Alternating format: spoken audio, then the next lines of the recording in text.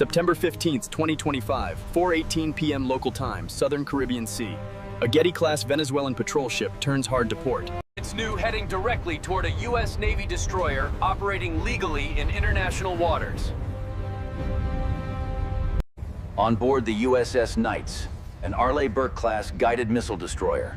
The bridge crew spots the maneuver instantly. No warning, no radio contact, just a steel hull, 2,300 tons of it, accelerating to 22 knots and closing fast. At this range, less than 12 nautical miles, there's no room for assumptions. Every second counts. Bridge, CIC. Unidentified contact altering course. CPA under 3 miles and shrinking. Maintain ROE. Log everything. Hail once, then go active. Bridge-to-bridge hails go out in English and Spanish. No response. The Venezuelan ship isn't drifting. It's choosing this path. The USS Knights responded with precision, asserting its presence through electronic means.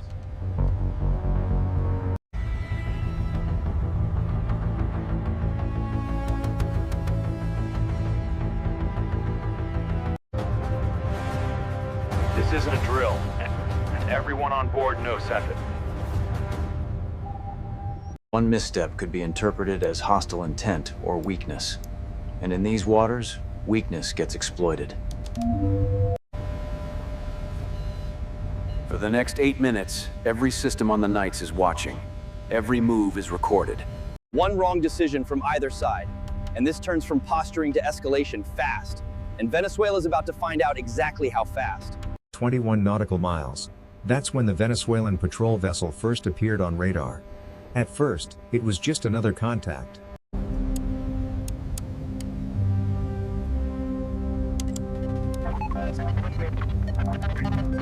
Unusual, especially in these waters. The CIC, or the Combat Information Center, tagged it.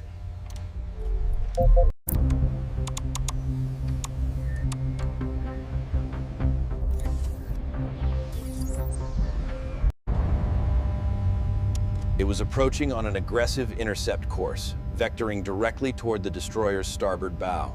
The Knights was not inside any territorial waters.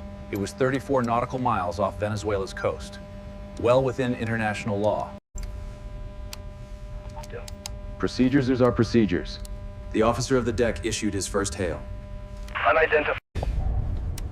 You are closing distance at high speed. Alter course immediately.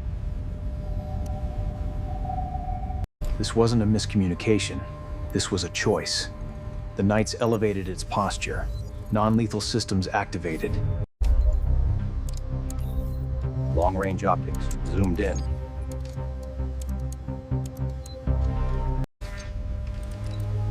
The rules of engagement, or the ROE, were crystal clear. Warn, show presence, prepare to respond.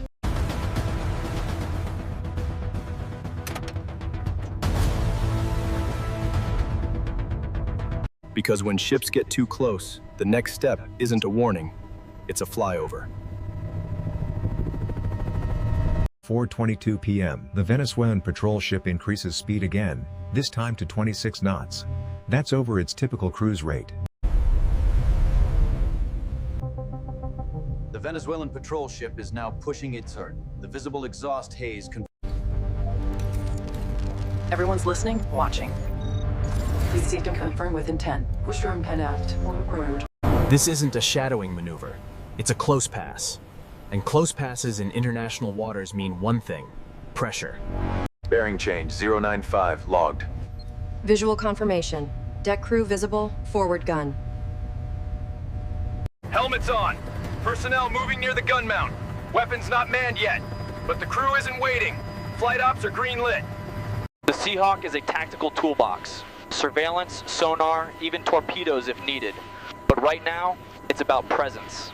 A fast, flexible airborne asset that can get eyes on the target and apply non-lethal pressure. The Seahawk's onboard sensor operator calibrates forward-looking infrared to track surface movement. Useful in daylight too, especially against hot exhaust and running gear. The destroyer's SLQ-32 picks up a narrow radar sweep coming in from the Venezuelan vessel. They're scanning us back. Low power service search mode. They're painting us without fire control. That's the line. Not a direct threat, but it means that they're actively tracking the Knights' position, speed, and heading, not passive observation. This is targeting behavior. At 4:26 p.m., the Seahawk banks hard left, dropping to 200 feet above the waterline. Its crew, 2 pilots, and 1 sensor operator are locked in. Communications with the Knights remains open but minimal.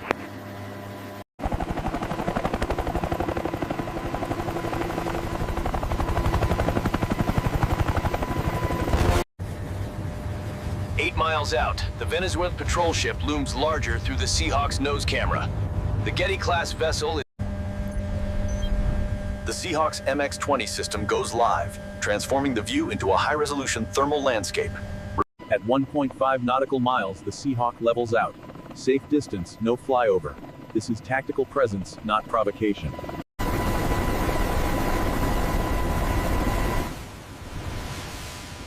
One and done.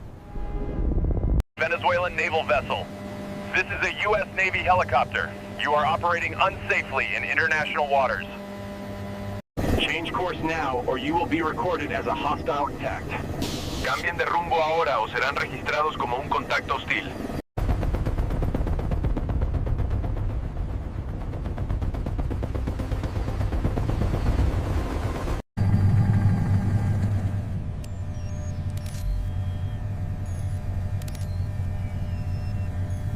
It's not just intel, it's legal proof.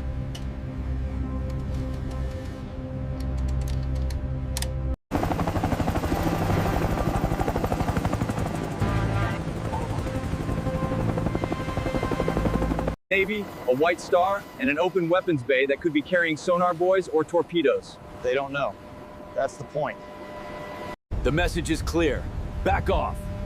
The patrol ship maintains course, but its wake is shortening. Speed is dropping. 24 knots, then 22. They're backing down Caracas. 4:32 p.m., the Venezuelan patrol ship drops to 19 knots. A subtle turn follows, just a few degrees off the Knights' path.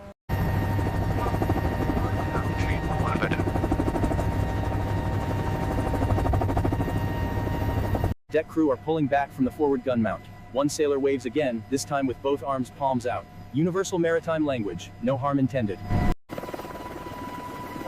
The Seahawk holds its orbit. Sensors locked, recording every second. United States naval vessel. We are exercising sovereign patrol duties in proximity to Venezuelan waters. We request that you adjust your heading accordingly. It's not an apology, but it is the first sign of communication. Venezuelan vessel, this is U.S. Warship, conducting legal transit in international waters. Your movements are being recorded. Unsafe maneuvers will be treated as escalatory. No new turns, no new hails, just the rhythm of engines and the widening gap between holes. Mission complete. Pressure applied. Message delivered.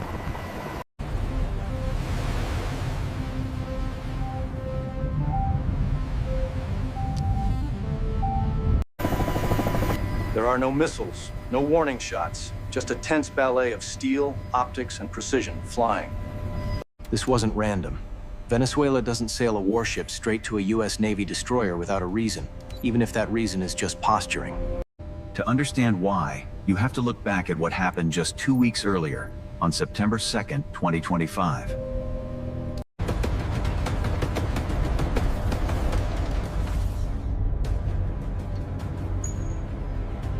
The target, high-volume drug runners, suspected of carrying synthetic opioids bound for the U.S. The message from Washington was loud and clear. Smuggling operations in the Caribbean won't be tolerated, even...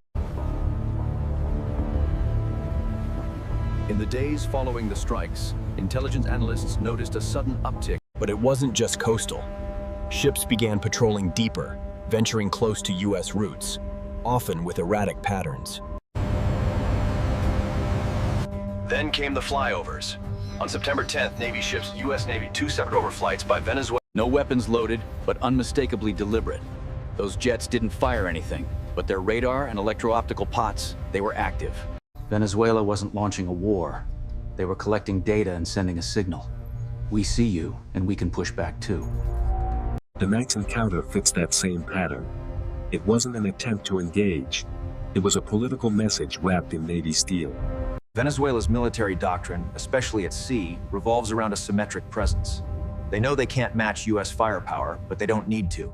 Their goal is to create tactical friction, slow things down, create headlines, and force Washington to think twice before striking again. And the US response: professional, predictable, controlled, presence, not provocation, surveillance, not suppression. That's the American playbook in these waters. Keep the advantage. Log everything. Let the facts tell the story. Because in a world where every radar ping, every course change, every green laser pulse can go viral or reach the UN... Sometimes it's the memory card in the Seahawk sensor pod. By 4:45 p.m., the Seahawk is secured on deck. Contact remains 9 miles, stationary. The Venezuelan patrol ship is now 9 miles off the Knights' quarter. Still visible on radar, but no longer maneuvering. The Knights maintains course, steady speed, no sirens, no combat posture, just professional distance. But every move, from the radar locks to the green laser pulses to the ignored hails, has been logged, timestamped, and filed. This wasn't combat. It was calculated pressure. A chess move played at sea with steel instead of pawns. For Venezuela, the message was sent. We're not backing down. But the reply was louder. We're not blinking. One tense encounter. No shots fired, but a clear boundary drawn. Quietly, The next encounter might not end this calmly. So, here's the question. Should the US respond more aggressively? Drop your take in the comments. I'm gonna read everyone. And if you want more real-world encounters like this, where Navy's posture... And hey, if you want to go a step further and support the channel directly, join the fleet. You'll get loyalty badges, priority response. Just go over to our channel page and click join to get on board. Let me know your thoughts in the comments. next time Venezuela wants to play chicken with a destroyer, they might want to pick a smaller bird. I'll see you next time.